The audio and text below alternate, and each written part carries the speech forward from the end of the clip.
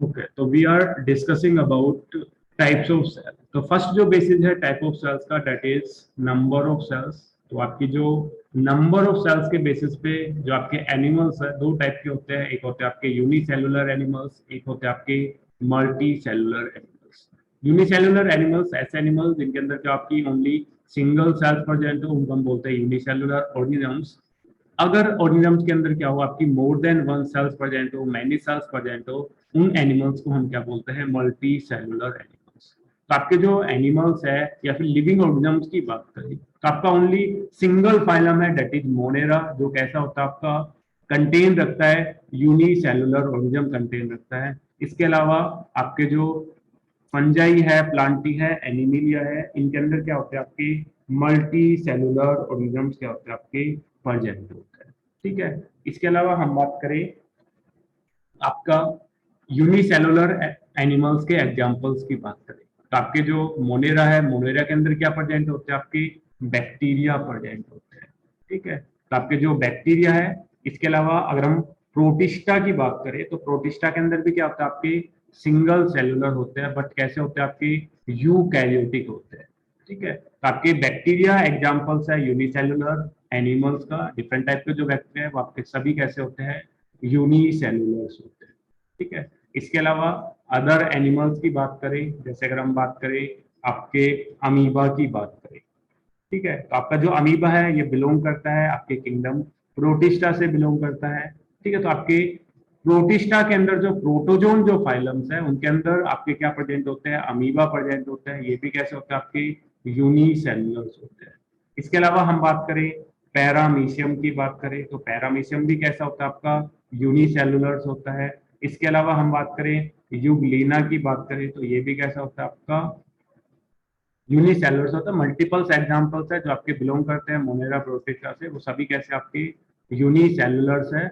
While जितनी भी आपकी फंजाई है, प्लांट है, एनिमल्स है, all are multicellular organisms. तो इनमें सिग्निफिकेंस की बात करें तो सिग्निफिकेंस क्या होता है, आपके जो मल्टी सेलुलर ऑर्गेनिजम्स है दैट मीन्स मल्टीपल सेल्स होते हैं। अगर मल्टीपल सेल्स प्रेजेंट होगी तो इनके अंदर क्या होगा, आपका मेन जो सिग्निफिकेंस होता है that is division of labour. इनके अंदर क्या होता है आपका जो काम होता है, जो लेबर होता है, उसका क्या होता है आपका डिवीजन होता है। तो डिवीजन ऑफ लेबर क्या होता है, सिग्निफिकेंस होता है मल्टी सेलुलर ऑर्गेनिजम्स का। ठीक है।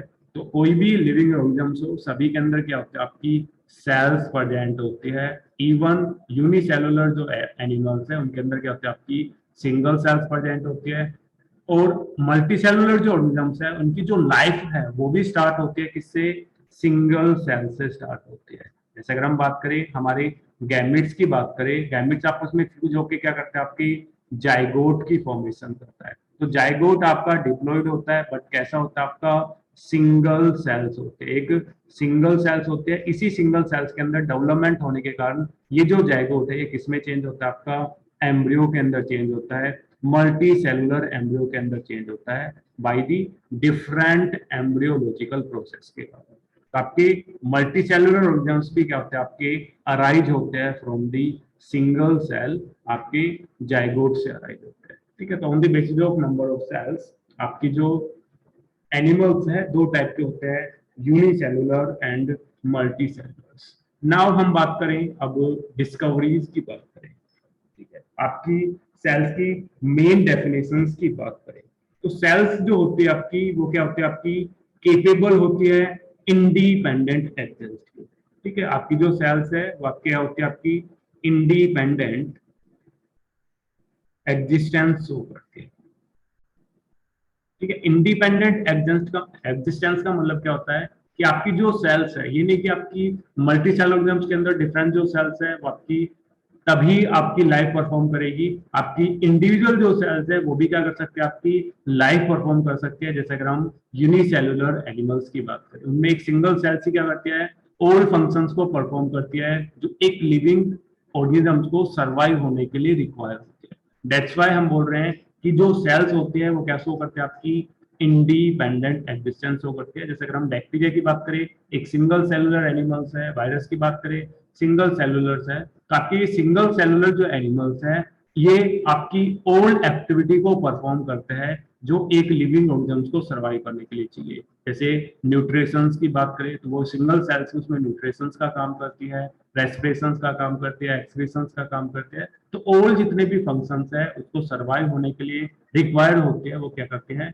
सिंगल सेल्स परफॉर्म करते हैं। दैट्स व्हाई हम बोलते हैं कि जो सेल्स है वो क्या शो करती है, आपकी इंडिपेंडेंट एग्जिस्टेंस शो करते हैं। तो आपको स्टेटमेंट मिल सकती है कि सेल्स आर इंडिपेंडेंट एग्जिस्टेंस। तो आपकी करेक्ट और इनकरेक्ट जो आपके क्वेश्चंस होते हैं उसमें ये डेफिनेशंस आपको स्टेटमेंट मिल सकती है कि सेल्स इंडिपेंडेंट होती है या डिपेंडेंट एग्जिस्टेंस शो करती है।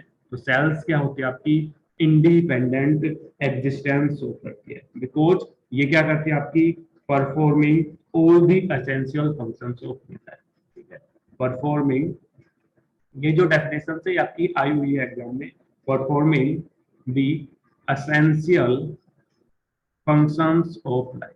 क्या करते हैं, आपके एसेंशियल जो फंक्शंस है लाइफ के, ऑल जो फंक्शंस हैं उनको क्या करते हैं, आपके कैरी करती है। दैट्स व्हाई हम क्या बोल रहे हैं, जो सेल्स है वो क्या करते हैं, आपकी इंडिपेंडेंट एग्जिस्टेंस होती है। नेक्स्ट हम बात करें आपकी डिस्कवरी की बात करें।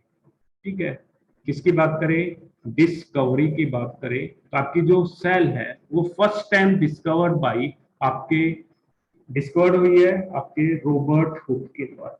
फर्स्ट टाइम जो सेल्स है discovered by Robert Hooke, Robert Hooke. Robert Hooke ने फर्स्ट टाइम जो सेल्स है उसको डिस्कवर किया 1665 के अंदर। फर्स्ट टाइम 1665 में रॉबर्ट हुक ने क्या किया, सेल को क्या किया, डिस्कवर। तो सेल डिस्कवर्ड बाय, तो इस पे भी आपका क्वेश्चन आया है और इसको ट्रिकी इस तरह से बनाया जाता है कि आपके जो रॉबर्ट हुक ने जो सेल देखी थी, फर्स्ट टाइम जो सेल देखी थी वो आपके कोम्ब के अंदर देखी थी। ठीक है, आपका जो कोर्क जो पार्ट, सॉरी कोम्ब नहीं, आपके कोर्क वाला जो पार्ट होता है प्लांट के अंदर, डेट इज डेड पार्ट होता है। तो इस डेड पार्ट के अंदर सेल के जो कंपार्टमेंट होते हैं, सेल कंपार्टमेंट जो होते हैं उनको फर्स्ट टाइम इन्होंने क्या किया था, विजुअलाइज किया था। डेट्स व्हाई हम बोलते हैं कि जो सेल है first discovered by Robert Hooke. But इन्होंने क्या किया था, कोर्क सेल्स को देखा था। और कोर्क सेल्स कैसे होते हैं, आपकी डेड सेल्स होती है। नो डाउट फर्स्ट टाइम देखा था सेल्स, बट जो सेल्स देखी थी वो कैसी थी, आपकी डेड सेल्स देखी थी। देन अगर हम बात करें आपकी लिविंग सेल्स की बात करें तो लिविंग सेल्स आपकी first discovered by Anton van Leeuwenhoek. Anton van जो लीवनहुक है उन्होंने क्या की थी, आपकी फर्स्ट टाइम क्या की थी, आपकी लिविंग जो सेल्स है उसको क्या किया था, डिस्कवर्ड किया था। तो क्वेश्चन एक ही ऐसे बनेगा कि अगर आपसे पूछा जाए कि फर्स्ट टाइम जो सेल्स है वो किसने डिस्कवर्ड की, तो दोनों ने फर्स्ट टाइम डिस्कवर की थी। तो आपकी ओनली फर्स्ट टाइम आए तो आपका आंसर क्या होगा, आपका रॉबर्ट हुक आंसर होगा। बट अगर हम बात करें आपकी लिविंग सेल्स की बात करें, फर्स्ट लिविंग सेल्स, तो आपको क्वेश्चंस की स्टेटमेंट में आपको देखना है कि आपसे पूछा गया है first cell, no doubt first cell पूछा गया है। बट आपकी अगर लिविंग वर्ड वहां पे आता है तो आपका जो आंसर है वो आपका रॉबर्ट हुक नहीं होगा, आंसर चेंज हो जाएगा और आंसर क्या होगा आपका एंटोन वान लीवनहुक। क्योंकि लिविंग सेल्स है first time discovered by Anton van Leeuwenhoek. ठीक है, फर्स्ट टाइम इन्होंने सेल्स देखी थी। इसके अलावा इन्होंने जो सेल्स देखी थी दैट इज आपकी जो स्पर्म जो सेल्स है। ठीक है, स्पर्म जो सेल्स है उसको first time discovered by Anton van. ठीक है, इन्होंने फर्स्ट टाइम लिविंग सेल देखी थी, आपकी जो स्पर्म सेल्स होते हैं, मेल के जो स्पर्म्स होते हैं उनको क्या किया था, फर्स्ट टाइम इन्होंने विजुअलाइज किया था। तो डिस्कवरी की बात करें तो इसमें ये क्वेश्चन इस तरह से बन सकता है, लिविंग और फर्स्ट टाइम। ठीक है, तो मोस्टली आपको फर्स्ट ऑप्शन में रॉबर्ट हुक ही मिलेगा, बट लाइक जो आंसर है वो क्या होगा, आपका एंटोन वान लीवनहुक। जैसे कि हम बात करें कि आपकी जो सेल्स है फर्स्ट टाइम आपकी रॉबर्ट हुक ने देखी, डेड सेल देखी। क्योंकि जो सेल्स होती है वो कैसी होती है, आपकी माइक्रोस्कोपिक होती है। सेल कैसी होती है, आपकी माइक्रोस्कोपिक होती है। सिंगल सेलुलर है, आपका स्मॉल साइज होता है। ठीक है, तो ये जो माइक्रोस्कोपिक स्ट्रक्चर होने के कारण इनको विजुअलाइज करने के लिए एक इंस्ट्रूमेंट की रिक्वायरमेंट होती है। और इस इंस्ट्रूमेंट को हम क्या बोलते हैं, माइक्रोस्कोप बोलते हैं। ठीक है, तो इन सेल्स को देखने के लिए हमें एक इंस्ट्रूमेंट की रिक्वायरमेंट होती है और इस इंस्ट्रूमेंट को हम क्या बोलते हैं, आपका माइक्रोस्कोप बोलते हैं। विदाउट दी माइक्रोस्कोप इन सेल्स को हम विजुअलाइज नहीं कर सकते, हम नेक्ड आई से इन सेल्स को विजुअलाइज नहीं कर सकते। तो इन्हें देखने के लिए हमें एक इंस्ट्रूमेंट की रिक्वायर्ड होती है, दैट इज माइक्रोस्कोप। तो आपके जो माइक्रोस्कोप है, धीरे धीरे इनके अंदर आपकी साइंस के अंदर इन्वेंशन हुई। आपका जो माइक्रोस्कोप पहले सिंपल माइक्रोस्कोप इवोल्व हुआ एंटोन वान लीeuwenhoek ने, देन धीरे धीरे जो आपका जो माइक्रोस्कोप्स है इनके अंदर मॉडिफिकेशन आना स्टार्ट हुआ, और अब लेटेस्ट टाइम हमारे पास क्या है, आपके इलेक्ट्रॉन माइक्रोस्कोप है। ठीक है, आपके पास इलेक्ट्रॉन माइक्रोस्कोप है। तो आपकी जैसे जैसे डिस्कवरी आपकी साइंस के अंदर प्रोग्रेस होती रही, इन्वेंशन होती रही, माइक्रोस्कोप में मॉडिफिकेशन होता रहा, तो धीरे धीरे सेल के इनसाइड जो आपकी डिफरेंट ऑर्गेनेलीज प्रेजेंट थी उनको भी क्या होना स्टार्ट हो गया, डिस्कवरी होना स्टार्ट हो गया। आपके बुक के अंदर एक एग्जांपल दिया हुआ है एनसीईआरटी के अंदर, दैट इज न्यूक्लियस। ठीक है, हम बात करें न्यूक्लियस की बात करें तो मेनली हम और भी ऑर्गेनेलीज के बारे में बात करेंगे, सभी ऑर्गेनेलीज के बारे में बात करेंगे कि कौन सी ऑर्गेनेलीज किस साइंटिस्ट ने देखी, किस ईयर्स के अंदर देखी। तो आपके जो डेड सेल्स है वो 1665 में देखी, बट जैसे जैसे इन्वेंशन इंक्रीज होती रही, साइंस के अंदर एनहांसमेंट होती रही, रिसर्च वर्क होता रहा, तो आपकी डिफरेंट इन्वेंशन होने के कारण डिफरेंट माइक्रोस्कोप इवॉल्व हुए। तो फर्स्ट टाइम आपका जो न्यूक्लियस है वो आपका देखा गया 1931 के अंदर। ठीक है, 1931 में देखो कितना टाइम होगा, 1665 के बाद 1931 के अंदर क्या हुआ, आपके न्यूक्लियस की जो स्ट्रक्चर्स है उसको डिस्क्राइब किया गया। और जो न्यूक्लियस है वो आपका डिस्क्राइब्ड बाय रॉबर्ट ब्राउन। ये आपका मल्टीपल टाइम पूछा जाता है क्योंकि आपकी एनसीईआरटी में एक सिंगल ही एग्जांपल दिया हुआ है, दैट इज न्यूक्लियस। तो 1931 के अंदर रॉबर्ट ब्राउन ने क्या किया, आपके न्यूक्लियस को डिस्कवर किया कि सेल्स के अंदर क्या होता है, आपका न्यूक्लियस प्रोजेक्ट होता है। दैट मीन्स अब से आपके 90 ईयर्स पहले क्या हुआ, आपकी न्यूक्लियस की डिस्कवरी है, वाइल जो सेल्स की डिस्कवरी है वो आपकी 1665 में हो चुकी है। Because long period of time के अंदर जिस टाइम हमारे पास आपके इलेक्ट्रॉन माइक्रोस्कोप प्रेजेंट नहीं थे, दैट्स व्हाई हम उनके जो इनर जो आपके ऑर्गेनेलीज होते हैं, जो कंपार्टमेंट है, उसको हम विजुअलाइज नहीं कर पाए। ठीक है, तो first nucleus discovered by Robert brown.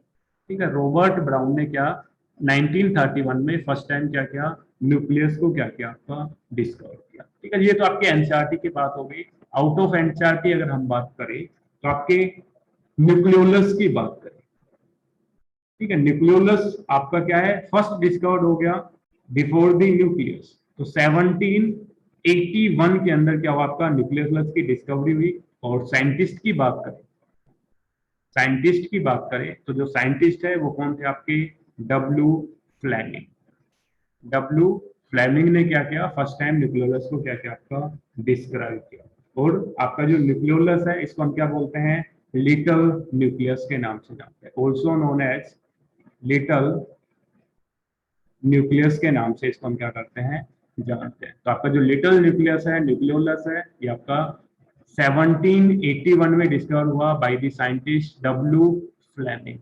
इसके अलावा फंक्शंस की बात करें तो आपका जो न्यूक्लियोलस है ये क्या करता है, आपके राइबोसोमल जो आपका आरएनए है उसको क्या करता है, आपका फॉर्म करने का काम करता है। तो आपके जो आरएनए है उसको कौन फॉर्म करता है, न्यूक्लियोलस फॉर्म करता है। तो आपका याद रखना है इसका फंक्शन क्या होता है, आरएनए को क्या करता है, आपका फॉर्म करने का काम करता है, सिंथेसाइज करने का काम करता है।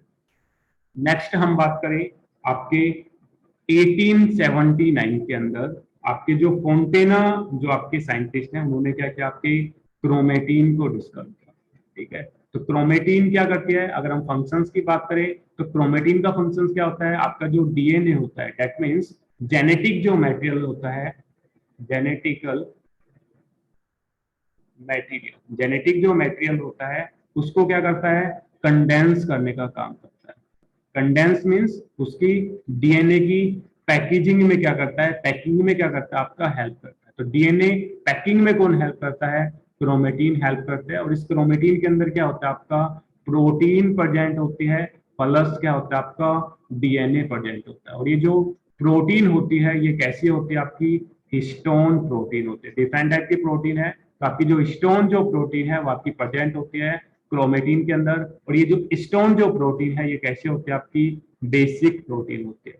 दैट मीन्स आपकी जो स्टोन प्रोटीन है ये आपकी बेसिक है। दैट मीन्स इन पे जो चार्ज होता है वो कौन सा होता है, आपका पॉजिटिव चार्ज होता है। पॉजिटिव चार्ज दो अमीनो एसिड्स होती है, एक होती है आपकी आर्जिनिन, ठीक है, ठीक है, एक होती है आपकी लाइसिन।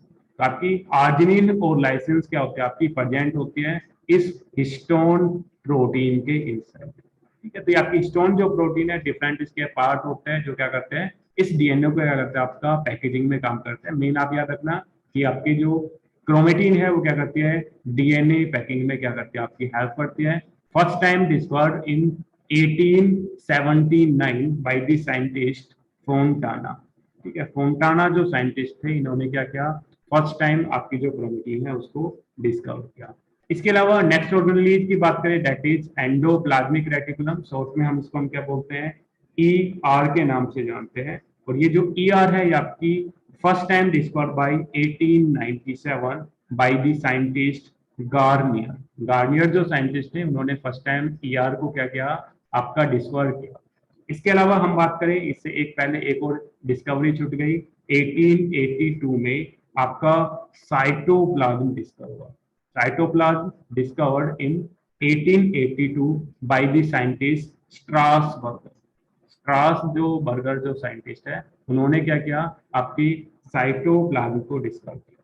इसके अलावा हम बात करें आपकी जो गोल्जी बॉडी है, गोल्जी कॉम्प्लेक्स है, गोल्जी अपरेटस है, discovered in 1898 by the scientist Camillo Golgi.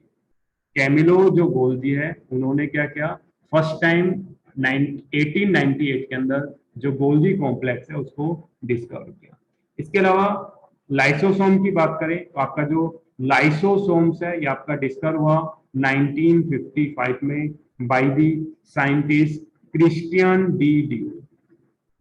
Christian D due इन्होंने क्या किया फर्स्ट टाइम लाइसोसोम को क्या किया आपका डिस्कवर किया। इसके अलावा हम बात करें आपकी सेल मेम्ब्रेन की बात करें, सेल मेम्ब्रेन की बात करें तो सेल मेम्ब्रेन है ये आपकी डिस्कवर हुई 1931 में by the scientist Nageli and Cramer. Nageli and Cramer ने क्या किया फर्स्ट टाइम आपकी सेल मेम्ब्रेन को क्या किया डिस्कवर किया, ठीक है। हमने न्यूक्लियस का पढ़ ही चुके, आपकी बुक के अंदर न्यूक्लियस है। इसके अलावा जब हम सभी ऑर्गेनेलीज को पढ़ेंगे तब उस टाइम भी आपको सभी ऑर्गेनेलीज और आपके साइंटिस्ट और ईयर मिलेंगे। तो कई बार मैच इन दी फॉलोइंग में पूछा जाता है कि मैच दी फॉलोइंग्स, आपको इन सभी को क्या करना है आपकी ईयर और साइंटिस्ट के अकॉर्डिंग क्या करना है आपको मैच करना है, ठीक है। तो आपको ऑर्गेनेलीज के साथ साथ उनकी कब डिस्कवरी हुई, ठीक है, डिस्कवरी और उनके साइंटिस्ट के बारे में पता होना चाहिए। एक मिनट वेट करना।